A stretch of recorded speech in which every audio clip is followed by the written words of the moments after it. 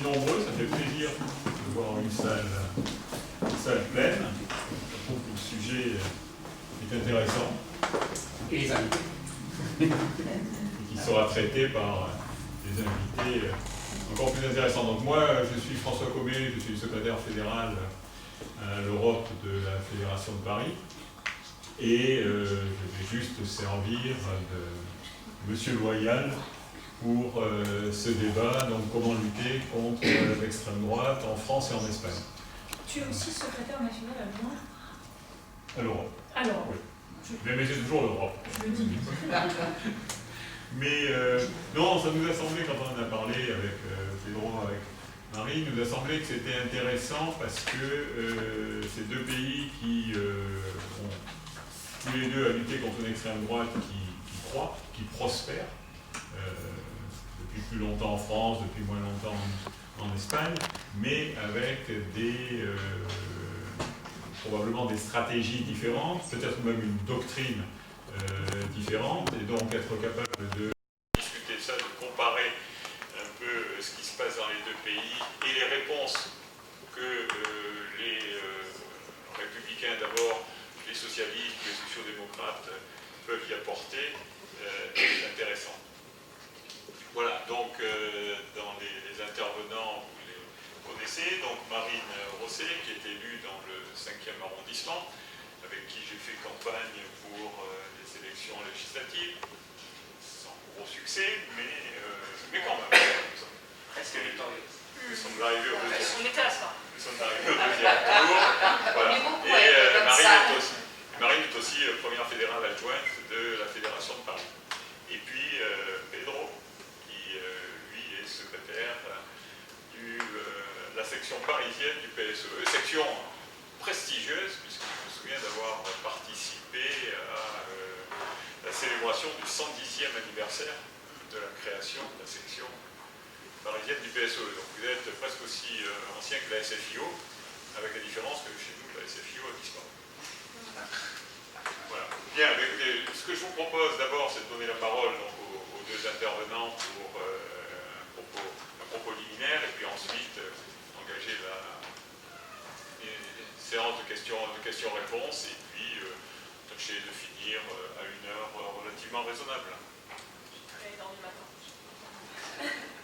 Alors Pedro a tiré la courte paille, donc c'est lui qui commence. Bon, bonsoir tout le monde.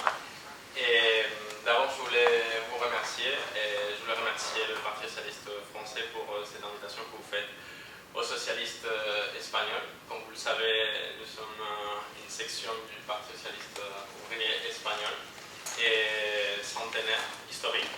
Et nous sommes très contents et fiers aussi de pouvoir partager ce débat avec vous. Et j'aimerais commencer, et si vous voulez, puisqu'on parle, ou on va parler de l'extrême droite et comment combattre justement l'extrême droite pour essayer de conceptualiser un peu qu'est-ce qui est l'extrême droite en Espagne ou d'où on vient. Déjà, je pense qu'il faut envisager que l'Espagne est passée d'une dictature à une démocratie presque d'un jour à l'autre. Et les gens qui étaient présents dans la dictature, ils ne sont pas disparus, ils ne sont pas effacés de la terre, ils ont continué d'une certaine façon comme un substrat de la société. Donc cette société conservatrice qui vient du franquisme, elle a dû s'assimiler rapidement à la démocratie. Et ils ont commencé par voter le Parti populaire, que probablement vous connaissez, une partie, d'autres, probablement ils ont décidé de s'abstenir, mais une grande partie de cette Espagne conservatrice, ancienne, qui venait du franquisme, a commencé à s'intégrer dans la droite espagnole. On pourrait dire que maintenant, dans l'actualité, et depuis l'année 2013, il y a un parti en Espagne qui a été créé, qui est Vox, que je pense que vous connaissez. Et il y a c'est des gens du Parti populaire qui ont commencé à créer Vox. Et après, cette partie de la plus à droite, de la droite espagnole, a rencontré une voie pour pouvoir porter leur message politique. Et il faudrait dire d'abord comment il fonctionne pour pouvoir comprendre comment on doit agir face à ces phénomènes. Il faut dire que Vox, qui est le parti qui incarne l'extrême droite en Espagne, il a un fonctionnement interne profondément autoritaire. Ça, c'est la première chose, un fonctionnement autoritaire. Il y a un secrétaire général, un président, et lui, c'est le pouvoir absolu. Il n'y a pas de procès démocratique, et il y a une force pyramidale qui vient de haut et va jusqu'en bas. Il y a une sorte de morale conservatrice qui vient de la tradition catholique. Je sais que dans d'autres pays d'Europe, cette partie des gens conservateurs est déliée de la morale catholique, mais en Espagne, il y a un lien extrêmement clair. Il y a une morale catholique qui est liée à l'extrême droite. Et ça fait partie aussi d'un de ses composants. Il y a des revendications qu'il porte, comme par exemple l'unité nationale. Donc tout cela, on pourrait le résumer en Dieu, patrie et État. Et cela, moi je le traduirais pour aller plus loin en morale, culture et administration. Donc on touche toutes les parties de la société, tous les domaines de la société. La partie morale, donc ce qui concerne la partie humaine, personnelle, la partie culturelle et la partie administrative. Ils veulent arriver partout et être présents partout. Donc, ils sont présents dans tous ces espaces et ils font une promesse néolibérale qui est très facile. Moins d'impôts, plus de travail. Les messages sont très faciles à passer, mais on oublie que probablement avec moins d'impôts, il y a moins d'état social aussi. Et que quand ils parlent de travail, ils ne parlent pas de la précarité du travail. Et ils se présentent enfin comme un parti d'ordre. Et ils mettent en face l'ordre, la sécurité, face à la migration. C'est quelque chose que je pense que vous connaissez aussi bien. Donc, la migration, ils sont l'ennemi. Il faut dire pour comprendre quelle est la force qu'ils ont, que Vox est un parti qui a été créé, comme je l'évoquais au début, en 2013. Il a 52 députés à l'Assemblée nationale espagnole, Congreso de los Diputados. Et son leader, Santiago Abascal, c'est quelqu'un qui a travaillé de toute sa vie. C'est un politicien professionnel. Son père, il était un homme politique du Pays Basque, donc il a grandi dans ces contextes. Et après, il a commencé à enchaîner des postes dans des organismes créés exprès pour lui. Donc il n'a pas fait un travail hors la politique, jamais. À l'avance, ou avant, et il s'est contenté d'être dans des organismes créés pour lui. Après, ils ont décidé de marcher tout seul et de créer son propre parti. Ils sont des partis populaires au Pays Basque. Son père, il était du Parti populaire et lui-même, il était aussi du Parti populaire. Voilà. Et il faut dire qu'ils sont présents dans les parlements des différentes régions et aussi dans les gouvernements de certaines régions. Par exemple, à Castille et Léon, il y a le vice-président du gouvernement qui appartient à Vox. Et c'est une personne qui a fait, et nous le savons très bien en Espagne, où il a tenu des propos racistes, où il a tenu même des propos contre une députée handicapée de son parlement. Il y a aussi des gens dans le gouvernement de la région de Murcia, d'où je viens. Ils ont quitté le parti, mais ils sont rentrés dans le gouvernement. Bon, là, il y a eu tout un drame politique qui est arrivé jusque-là, et il y a une conseillère qui venait du parti Vox, qui est la conseillère d'éducation. Et là, ils ont approuvé quelque chose qui s'appelle le guide parental. Ça veut dire que les parents, ils peuvent décider quels sont les contenus qu'ils acceptent ou pas pour leur enfant. Donc, s'ils vont faire un atelier de diversité sexuelle ou de promotion des droits humains, il y a les parents qui peuvent faire le feu rouge et bloquer.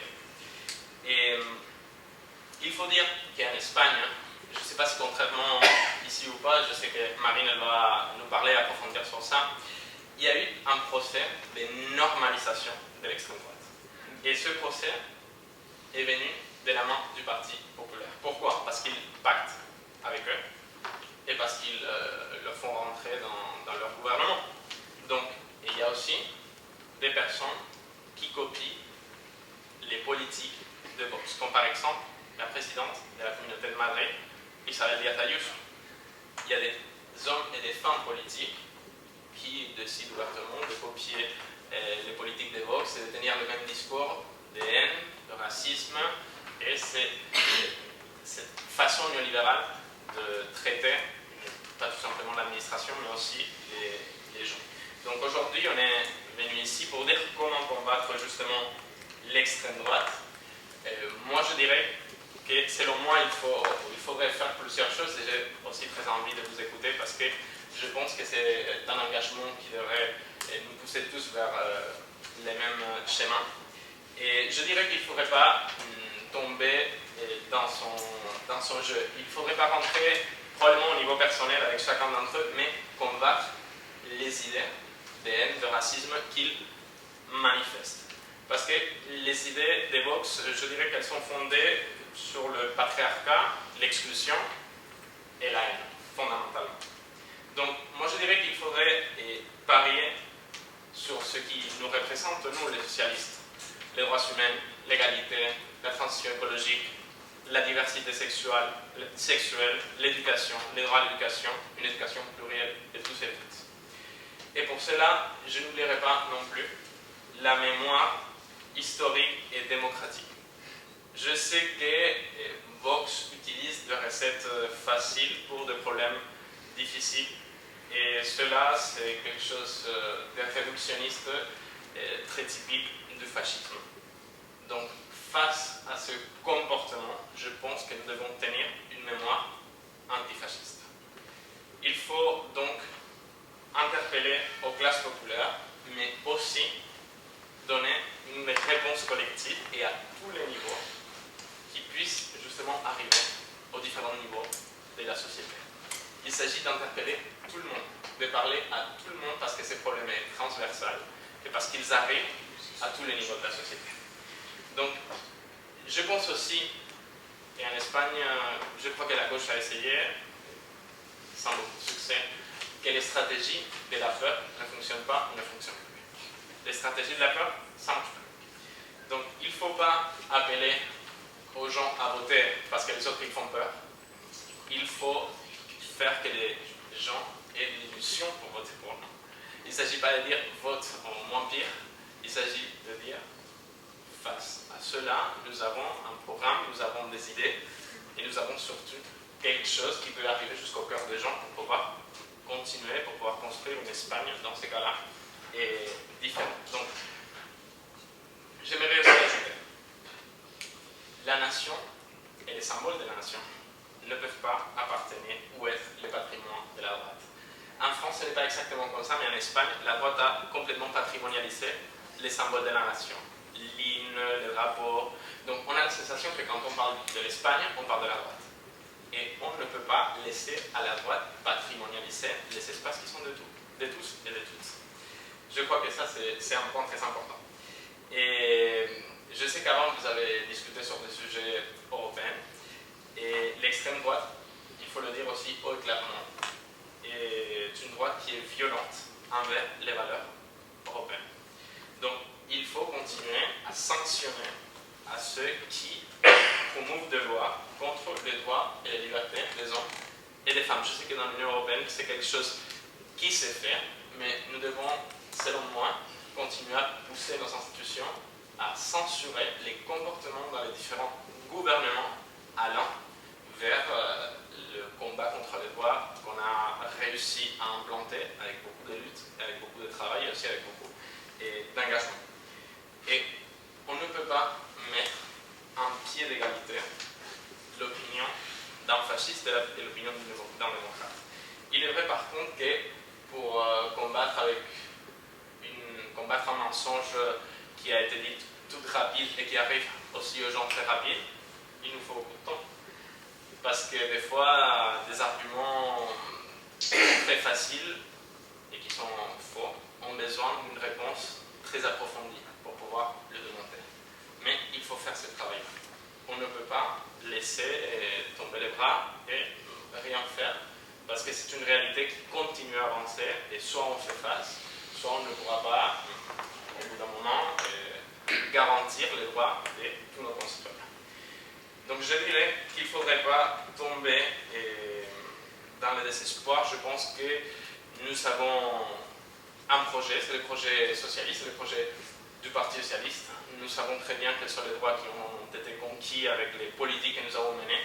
En Espagne, nous sommes le parti du mariage pour tous, nous sommes le parti de l'euthanasie, nous sommes le parti qui a régulé l'avortement, nous sommes le parti qui maintenant a revalorisé les pensions et les retraites, je veux dire, de nos retraités d'une façon très notable. Donc on doit être fier de nos politiques et on doit aussi montrer aux citoyens qu'il y a une façon de faire très différente, que nous pouvons construire dans notre pays différemment et que les politiques qui défendent l'État ou qui défendent l'ordre et qui défendent aussi la justice sociale, qui n'appartient pas du tout à la droite et qui nous appartient aussi et surtout aux socialistes. Donc je voudrais conclure avec ça en vous remerciant encore. Je vous écoute, j'écoute Marine et voilà. Merci beaucoup.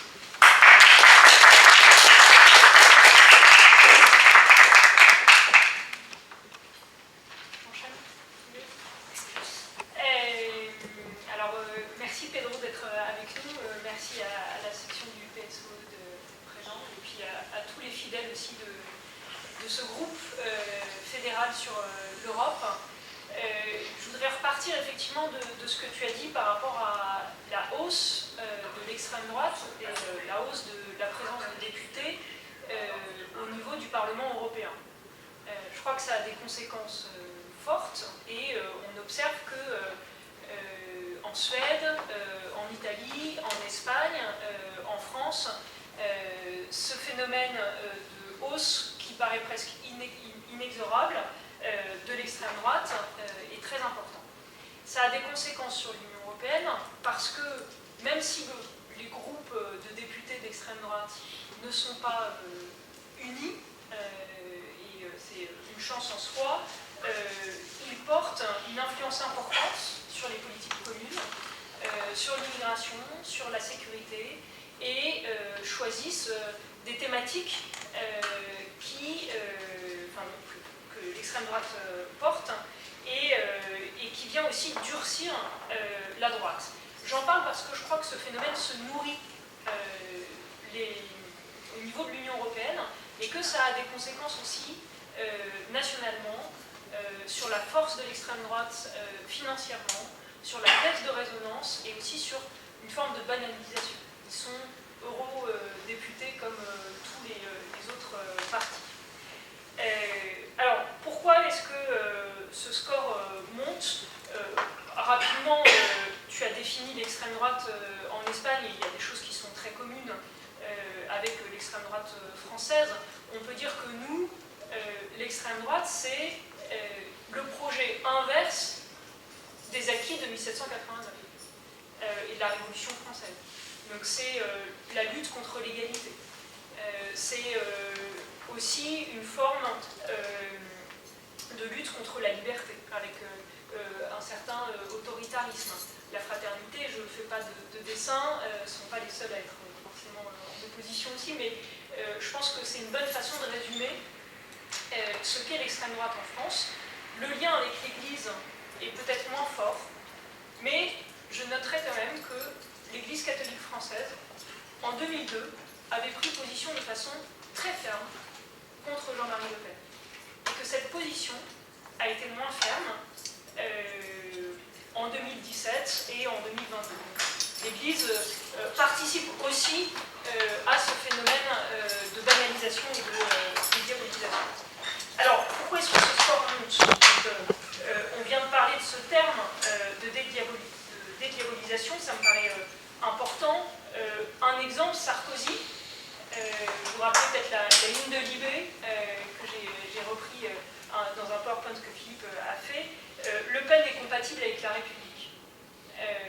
Je crois que notre président de la République à ce moment-là, en 2007, a, par son vocabulaire, par les thèmes, vraiment banalisé l'extrême droite. Et quand vous lisez encore son intervention dans le JDD dimanche, c'est toujours la même recette, réutiliser les mots de l'extrême droite pour baisser l'extrême droite, remonter la droite. Mais en fait, ça revient au même dans les solutions qui sont proposées. Il y a aussi ce phénomène de stagnation sociale et ce sentiment qui est partagé par toute une génération en Europe que la génération à venir ne va pas connaître un progrès, qu'il va y avoir une régression sociale, la crainte aussi de l'inaction climatique, cette espèce de stagnation et enfin peut-être, et c'est en lien avec le groupe sur l'Europe ce sentiment aussi de dépossession de la politique nationale au profit de la politique de l'Union européenne. Alors, comment est-ce qu'on fait pour lutter? Je voudrais d'abord insister sur le fait qu'il faut que moralement, on puisse se dire que ça n'est pas inexorable. J'ai l'impression qu'on a vraiment abandonné l'idée que Marine Le Pen ne soit pas au second tour des présidentielles. On fait comme si, de toute façon, ça allait arriver. Et c'est une façon de baisser les bras et de ne plus se battre très concrètement contre son accession au second tour. Et ça participe à cette banalisation. Alors qu'il faut vraiment qu'on en soit convaincu. On connaît le phénomène de l'extrême droite et il faut qu'on puisse se réarmer face à ce phénomène. Il y a eu un désarmement idéologique de notre part, de la part de la société, face aux propos de l'extrême droite. Juste pour vous le dire, pour vous un exemple, Jean-Marie Le Pen, en 2002, ne gagne pas une voix entre le premier et le deuxième tour des élections présidentielles. Marine Le Pen, vous voyez à quel point est-ce qu'elle progresse, et en 2017, et surtout en 2022. Donc, ce que je dis par là, c'est que je pense que la stratégie qui a consisté depuis des années à ne plus critiquer le FN, en disant oui, mais ils essayent d'être respectables, regardez, ils ont changé, et effectivement ils ont changé, mais ils ont tout fait pour banaliser leurs propos et lisser leur image. Cette stratégie-là ne fonctionne pas, vraiment. Et ça, il faut vraiment qu'on arrive à réarmer notre parti, à réarmer tous ceux qui sont républicains, et la droite a un rôle là-dedans. La première victoire du FN dans une mairie, c'est à Dreux, et c'est parce qu'il y a une alliance avec la droite. Donc ce cordon sanitaire, il faut, c'est une stratégie qui est, à mon avis, essentielle, et qu'on a abandonnée, à mon sens, beaucoup trop ces dernières années. Et pour ça, il faut qu'on se fasse confiance. Il y a une envie d'égalité dans la jeunesse et dans les classes populaires. Et c'est là-dessus qu'il faut s'appuyer pour pouvoir reconstruire et se réarmer face à l'extrême droite. Alors, ça c'est la partie morale. Après, plus concrètement, quelle piste est-ce que je vois? Ça rejoint la morale, mais c'est avoir un rappel sur ce qu'est le RN et à chaque fois le condamner, avec les outils que nous avons, avec la justice, avec avec les forces que nous avons en tant que parti, en dénonçant leurs mensonges, le racisme, leur politique antisociale, et bien rappeler que même s'ils sont en costume, ces gens-là sont des fascistes qui sont violents. Tu as parlé de violence envers les droits humains et les droits de l'homme dans l'Union européenne. Dominique Sopo, lors d'un débat à la Fédération, parlait de crapules. Je trouve que ce terme convient bien. Et en fait, sans ce rappel-là, si on ne lutte pas contre cette pensée-là, on va glisser sans cesse. On n'arrivera pas à avancer d'autres arguments. Parce que, aujourd'hui, le RN, s'il est si fort, c'est qu'il a dans sa main un électorat raciste qui existe. Et dans l'autre main, un électorat désespéré. Et il faut absolument réussir à désolidariser ces deux électorats. Et donc, le fait de rappeler que le RN est raciste, qu'il est antisocial, qu'il est antisémite. Je voudrais qu'on revienne sur Claire Sfer par la suite, si on a le temps. Tout ça doit nous aider à pouvoir désolidariser ces deux électorats. Sur la forme, on assiste aussi à une hystérisation du débat public, et en particulier sur les questions identitaires. Et ça ne nous aide pas. C'est clair que nous, on est parti de la raison. et d'une politique rationnelle. Donc tout ce qui va, toutes les formes de prise de position, qui va utiliser un vocabulaire qui n'est pas clair et qui n'est pas précis, comme les élites, le peuple, qu'est-ce que j'avais noté, la bien-pensance, tout ça, ça ne va pas nous aider parce que ça n'est pas des faits, ça n'est pas rationnel et on ne pourra pas construire une politique qui s'appuie sur la raison. Sur l'hystérisation du débat, vous avez tout ça en tête, mais combien de unes de journaux sur l'islam, sur l'immigration, sur les questions identitaires, comme si c'était l'unique sujet de politique. Je pense qu'il faut qu'on soit des hommes et des femmes politiques et un parti ferme sur la morale, mais très rationnel et très calme. Dernier point, et sans doute le plus essentiel, et qui est, à mon avis, la seule question à laquelle le Parti socialiste et la gauche doit répondre avant 2027, c'est avoir un corpus idéologique qu'on puisse partager avec le plus de Françaises et de Français possible. On a un double divorce du Parti socialiste en France, à mon sens.